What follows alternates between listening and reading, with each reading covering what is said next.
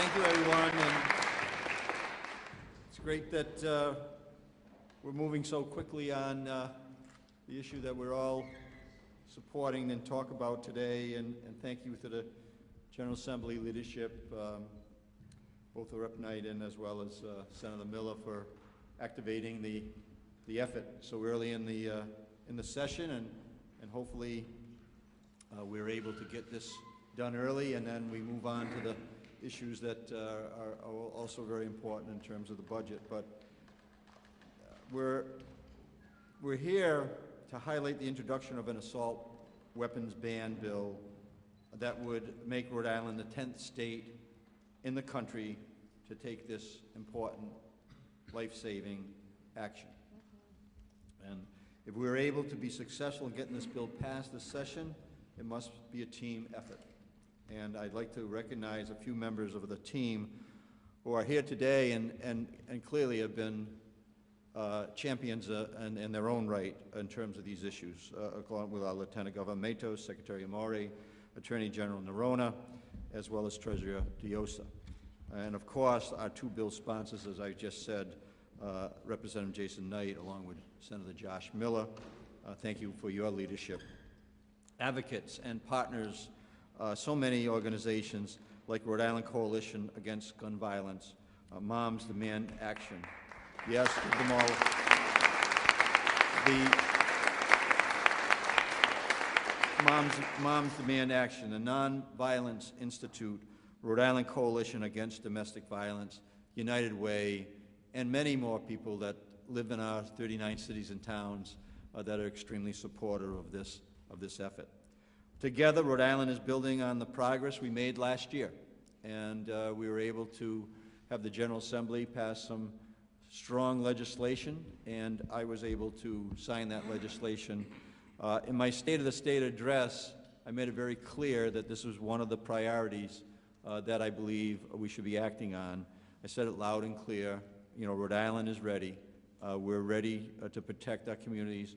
We're ready to end gun violence once and for all, and at least do everything we possibly can to make that statement a reality. So I'm ready as governor. I'm ready to sign this bill into law the moment that it hits my desk, and it's time. We've seen too many headlines, sobering headlines, that we've seen too many communities shattered by devastating acts of violence because someone was in possession of a weapon that simply should not be on the streets. I was reading this morning, and certainly confirmed here with my remarks that have been prepared. Today marks the 31st day of 2023. And in those 31 short days, there had already been more than 50 mass shootings in the United States. Think about that for a minute. More than 50 mass shootings in just 21 days. A mass shooting is defined by 4 or more people who are killed by a violent act. We've heard about many of these tragedies. You know the list. Monterey Park, Half Moon Bay, and so many others. We can never grow numb to this reality that we are living in. And this is a problem that we can address head-on by passing legislation that we're going to be discussing in detail today. Thanks to the legislation for being introduced over the coming days, Rhode Island is ready to take a stand, to make a meaningful action, to address gun violence, and to keep our loved ones as safe as we possibly can. Every Rhode Islander deserves to feel safe in the community that they call home, all 39 cities and towns. Our administration is committed to working with community members and leaders at every level of government to reduce gun violence. So it's on us to make it happen. We can do our part, and we're going to be asking those who live in our communities to do their part as well. So let's get it done. And with that, I'll hand this over to our Lieutenant Governor, Sabina Matos. Thank you.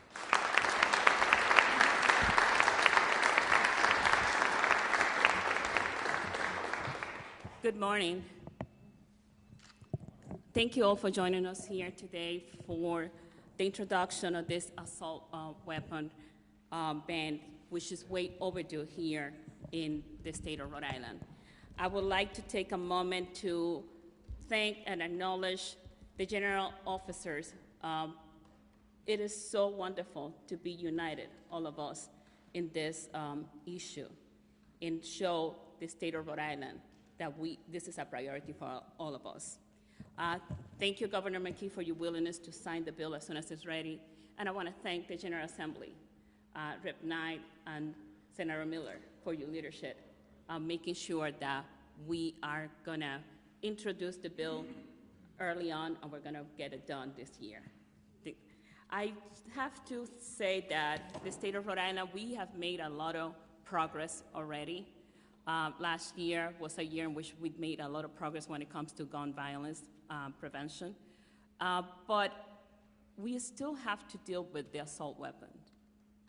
And I want to thank all of the advocates that are here, because you did so much last year to make sure that we make the progress that was done last year. And you continue to be active and continue to be here advocating, regardless of all of the pressure and all of the challenges and all of the pushback that you have been getting. If we have made all this progress, it's thanks to your work. So thank you.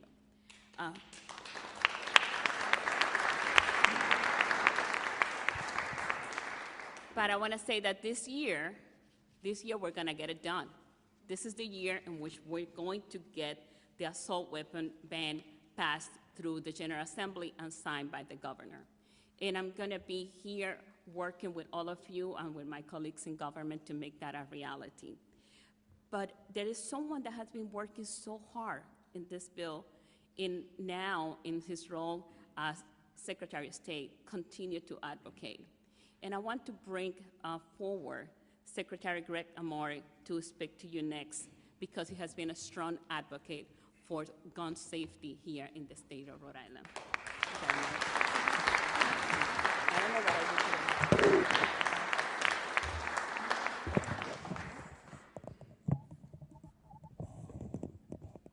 I've got a teacher voice. I can do this without that. Good morning. I've campaigned all summer long and in the fall with the general officers, and we talked about this subject collectively all the time. So we come as a united group of general officers, and I'm proud to be here with my friend and former colleague, Representative Knight, and Senator Miller, who I have a great deal of respect for on a whole host of public policy issues. I was elected in 2012, and a month later, babies were killed in Connecticut. And the first bill I had drafted as a member of the House of Representatives was a ban on assault weapons. Many of my colleagues, old and new, had done the same thing. And over the course of my 10 years, I continued to sponsor and co-sponsor and sponsor and co-sponsor and talk about the need for this legislation. I was a high school history teacher for 27 plus years, and we have normalized what is not normal. We have lockdowns and active shooter drills and active shooter training. And when a lockdown happens at a high school and it's not identified as a drill, our kids text home because they're so frightened. Our teachers text home because they're frightened. This is supposed to be a place of learning, of joy, and we have created this environment that is just terrible.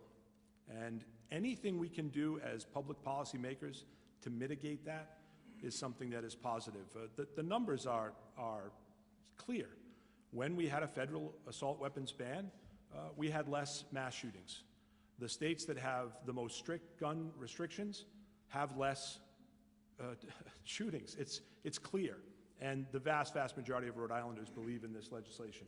And so I vow to do everything I can to make sure that this gets across the finish line, and I'm pleased always to work with moms and the coalition and all the advocates who are pushing this bill. This is the year to do this. It's my honor to introduce our Attorney General, who is fighting this fight every single day in real time throughout our Rhode Island communities. Peter Nerona.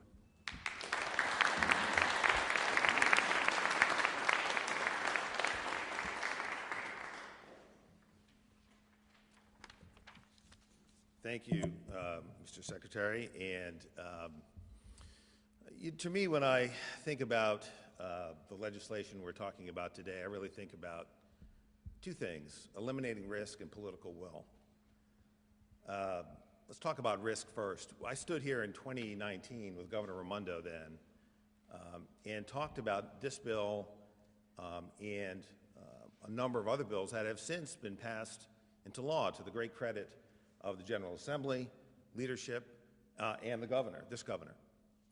And it's my view, strongly held, that those prior acts of getting legislation passed, the school safety bill, you can't carry a gun on school grounds, you can't carry a loaded weapon down the street, we've raised the age to buy a firearm, we've eliminated ghost guns, or sought to make them at least illegal, and we're working really hard in the office to get those guns off the street. Over 50 cases since that legislation was passed. All of that has been to eliminate risk, to make Rhode Island safer. And as the Attorney General, I can point to specific instances, I already mentioned the 50 gun cases, ghost gun cases we prosecuted, where those changes in the law have made Rhode Islanders safer. And this bill will do exactly the same thing. Will do exactly the same thing. There is no question that assault weapons, as defined in this legislation, pose a threat to Rhode Islanders. They are more lethal, they are able to fire more powerfully, more faster, across a greater range, both in terms of distance and in terms of spray. And so this legislation, like the past legislation that has been passed and signed into law by this governor, will make Rhode Islanders safer. And it is not a matter of hypothetical safety. It is a matter of real safety. And I'm going to give you some examples.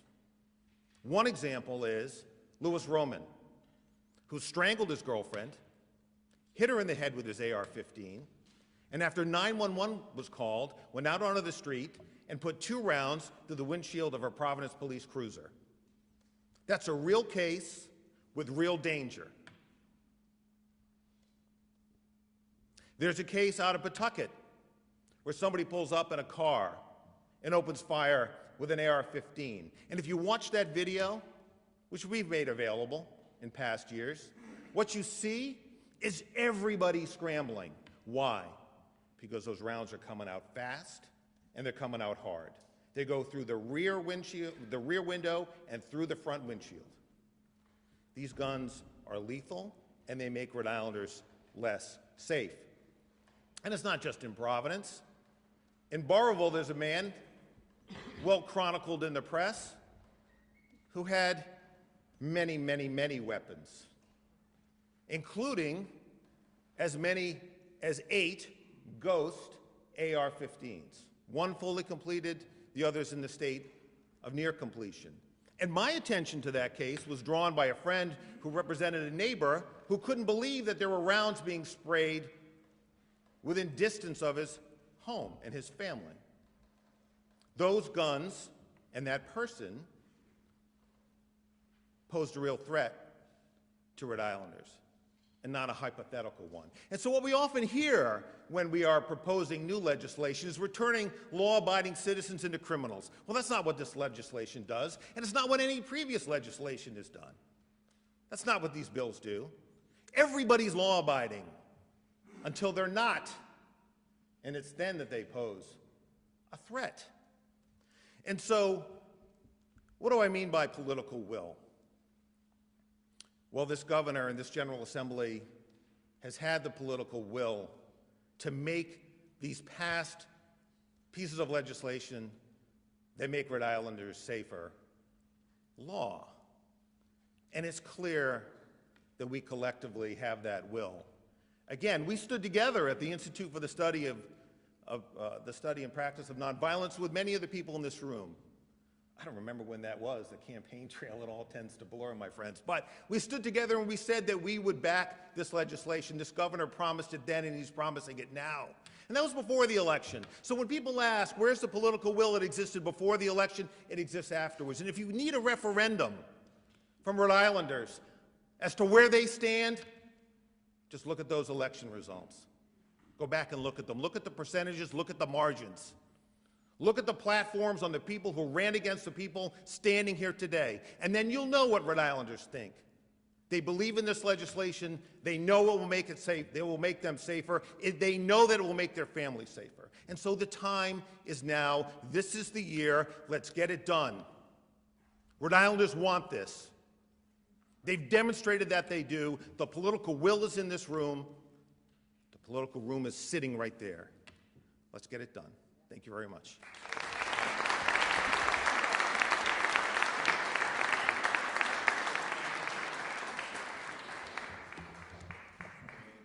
Rhode Island has a rock star attorney general. We should all be very proud of him. Governor, Lieutenant Governor, my good friend Greg Amore, good morning to all of you. Moms, I love you. Rhode Island Coalition Against Gun Violence, I love you too. We've been through some good, interesting times in the last several years as my time as mayor. As you know that this is a prevalent issue for us mayors. We're on the front lines, right, Gov, when we were mayors? But from Uvalde to Monterey Park to the cities and towns that don't make headlines, gun violence has ravaged communities across the nation. The carnage of gun violence is destroying the soul of America. It leaves empty chairs at the dinner table, forces parents to plan funerals rather than birthdays for their children, and inflicts a wound of unimaginable grief for survivors. Today is the last day of January, and just as the governor said, just in 2023 alone, there have been more than 50 mass shootings. We must put a stop to the rising tide of gun violence, which is why here today in Rhode Island we are introducing common sense legislation to ban assault weapons, weapons that are designed for combat and are often the weapon of choice in mass shootings. This isn't about taking anyone's rights away. It's about protecting our community. It's about making sure a child, like my daughter, can go to school and come home to their loved ones at the end of the day. It's about making sure our friends can go to the movie theater and enjoy a film without fear of being shot. It's about making sure that we use our conscience so that no innocent lives are taken in our state due to preventable gun violence. Thank you to our two champions, Representative Knight and Senator Miller, for saying enough. And thank you to all the advocates for always doing your part in this fight. The time to act is now. And I'll introduce one of those champions, our good friend, Representative Knight.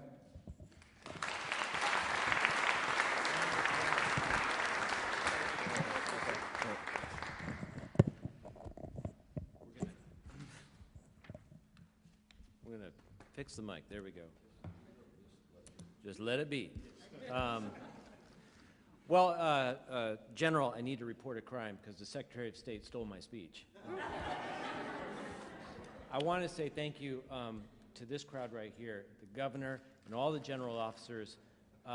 They are united in this quest to improve gun safety here in Rhode Island, and I am so very thankful, and thank you, Governor, for highlighting this in your speech and making it a priority. Thank you to all my colleagues in governments, but most particularly thank you to all the advocates who are here today, because this is your boots on the ground work in the elections and in the intervening time that has raised the profile of this issue and brought it to the attention of government at all phases over the past few years.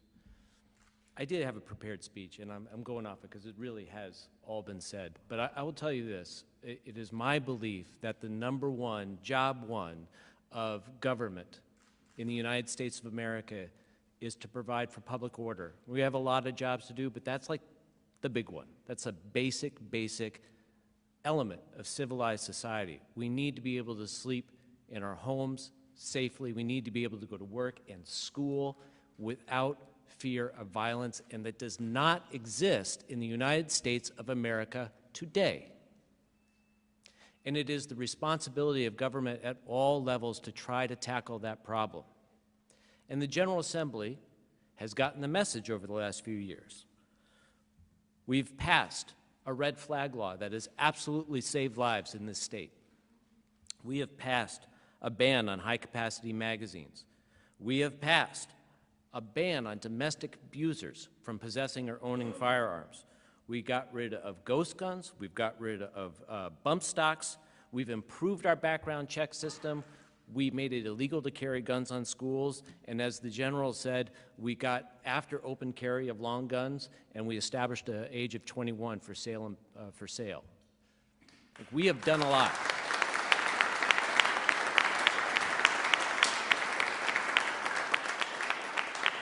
And Rhode Islanders appreciate it. And do you know how we know that? Because we've had intervening elections that time and time again put more and more proponents of gun safety into the seats in the General Assembly, into the Senate, and into the rest of the State House.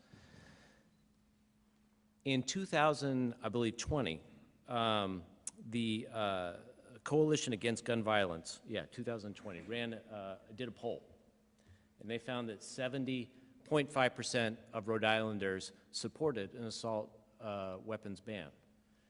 And I will tell you, ladies and gentlemen, that number is legit, because in the only, as they say, in the only poll that matters, which is the last election, gun safety advocates won.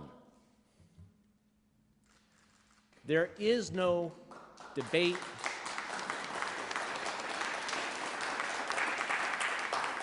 There is no debate, there is no controversy. This is where public sentiment is. And to the extent that in a democratic society you get complete agreement on any issue, newsflash, you don't, but you can say that you have most of the people when you have numbers like 70%. I mean, that's about the best it gets for anything in our day and age in where we live. So, you know, basically, when it comes down to it, you know the names. You know Uvalde. And these are just the recent ones. You know Buffalo. You know the Tree of Life in Pittsburgh. I am so privileged to be here because I do not want to be, I would hate to be the legislator who had the opportunity to do something to avoid something like this happening in Rhode Island and didn't act.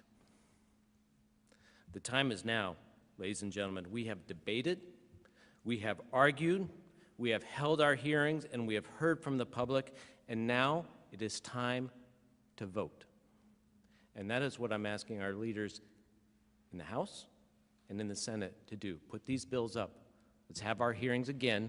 We're going to have people come out pro and con, and let's put the issue up for a vote, because I guarantee you that is what Rhode Island wants. And I'll tell you, ladies and gentlemen, Rhode Island is lucky to have this set of leaders in front of you today, but they are super lucky to have Senator Josh Miller, who's going to come up next.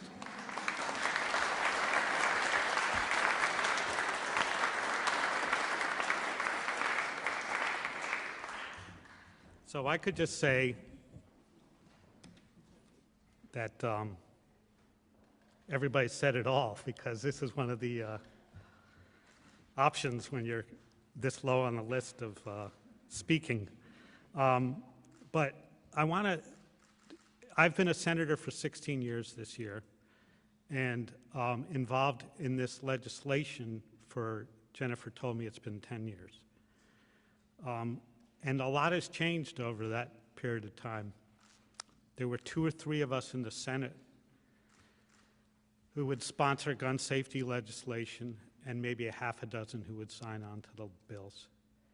And what's different today than then is not only those numbers, but what we have over here to my left is a full slate of general officers that supported it. And when we did this type of introduction of legislation, it was not always in the state room, and it was not always in January. We've come a long way when we look at this side of the room. And I personally have come a long way with the type of support I have on this side of the room. I want to thank, and really the shoulders that I stand on of people that supported this legislation other than myself in the past, the reps and the senators. But it's a lot easier for me to do it when I have the kind of expertise that comes from Rep Knight. It's been a great support to have somebody detail the legislation like he did with the others, not only the advocates, but the Attorney General, who has developed a bill that is ready for passage on day one.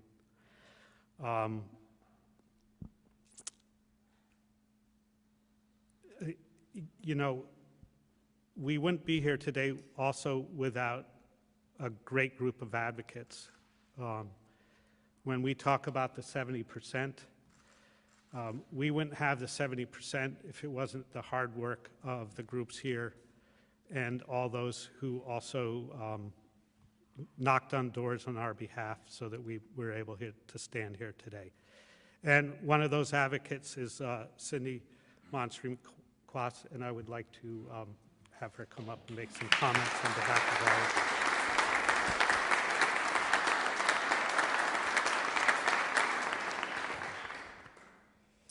Thank you for everybody here who has spoken, and hopefully I won't repeat what everybody has said. As we all know, gun violence is a public health crisis. We need courageous leaders, many of whom are in this room right now, who will work tirelessly to protect our communities, our families, and our children from further gun trauma, injuries, and death. Rhode Island Coalition Against Gun Violence continues to advocate for stronger laws that will help decrease gun violence in communities that are traumatized frequently by gun violence, especially in our Black and brown communities. To do anything less is not an option. When we founded the coalition in 2013, one of our highest priorities was an assault weapons ban. This was shortly after the Sandy Hook massacre, and this bill seemed like an obvious response to address the horrific brutality of gun violence, especially mass shootings, and especially a mass shooting of little children. Fast forward 10 years, and still the assault weapons ban remains at the top of the coalition's priority list. We are also advocating this year for the safe storage bill. Since 2013, we have all worked together to build a pipeline of support for an assault weapons ban, with collaboration from dozens of partnering organizations, hundreds of volunteers, as well as many elected officials. In fact, we are proud to have endorsed the 5 general officers, as well as 39 representatives and 21 senators in the General Assembly, including the bill sponsors and House leadership. All of those endorsed elected officials have expressed their support for banning the sale of assault weapons. We are thrilled that the coalition's endorsement is now a badge of honor, so thank you to those of you who sought it and received our endorsement. You all have superhero status to us, so thank you for that.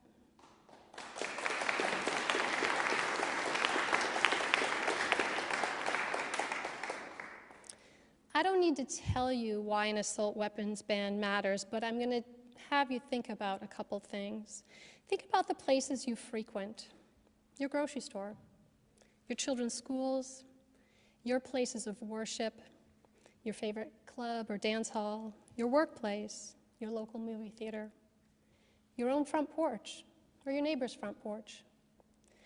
Frequenting these places should not be a death sentence for any of us and for our loved ones. As we heard this morning, there have been more than 50 mass shootings in the U.S. since the beginning of 2023. Now, when I was reviewing my speech last night, the data said 50 mass shootings. And I looked again this morning because I thought, I wonder if anything's changed since then. And this morning I looked and it said 52. And that was a difference of 12 hours. And I don't know the details about those 2 additional shootings, but it's enough to make me pause and say, what are we waiting for? Have we had enough of these shootings? And when I looked up enough in the dictionary, it's defined as a sufficient amount. So when will the horrific massacres and brutal murders of people be a sufficient amount? What are we waiting for? So I thank all of the elected officials here today and the courageous survivors here in this room and the advocates who keep calling and writing and testifying and showing up for your support of an assault weapons ban. And with our collective advocacy and courage, I am confident that we will reconvene in this very room in a few months to witness Governor McKee signing this life-saving bill into law. So thank you.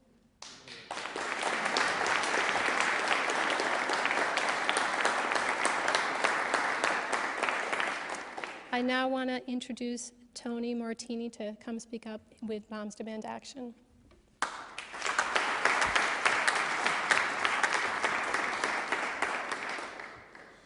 Good afternoon. The Secretary said he has a teacher's voice. I just have a loud one, so I may not need this. Thanks for having me here today and allowing me to speak on behalf of the Rhode Island chapter of Moms Demand Action. A lot of what I was going to say has been said, so I'll summarize, but I need to make some important points. I stand here, first of all, I stand here today in strong support of the bill to prohibit the future sale of military-style assault weapons. Assault weapons are dangerous, high-powered weapons that are capable of firing far more bullets, as the General said, far faster than manual action in rifles and shotguns. They inflict terrible damage to the human body. They're weapons built for use on the battlefield, not for defending your home or carrying on the streets of our communities. These are the weapons of choice for the mass shooters we've talked about. Shooters have used them to take as many lives as possible, as quickly as possible. Each of these shootings forever changes and scars a community, leaving behind traumatized survivors, grieving for the loss of their loved ones, taken from them by somebody armed with an extremely dangerous weapon that remains readily available. All Rhode Islanders deserve to live in safe neighborhoods, free from the threat of gun violence, able to pursue our dreams and achieve happy, successful lives. The availability of assault weapons makes us all less safe. We know we can respect the right to own a firearm for personal protection while making sure we have common sense laws in place to keep guns out of the wrong hands and prevent assault weapons from flooding our communities. We look forward to working with all of our elected representatives to pass this bill into law. We'll also continue to fight for additional gun safety laws, including legislation to require secure storage of firearms, which would help prevent suicides, school shootings, unintentional shootings, and keep our children in schools safe. We're grateful to Governor McKee for his leadership in bringing us here together today, to Representative Knight, Senator Miller for sponsoring this important bill, to all the rest of our general officers who are here today, and to our partners at the Rhode Island Coalition Against Gun Violence for their advocacy. Thanks again for having me. Let's get it done.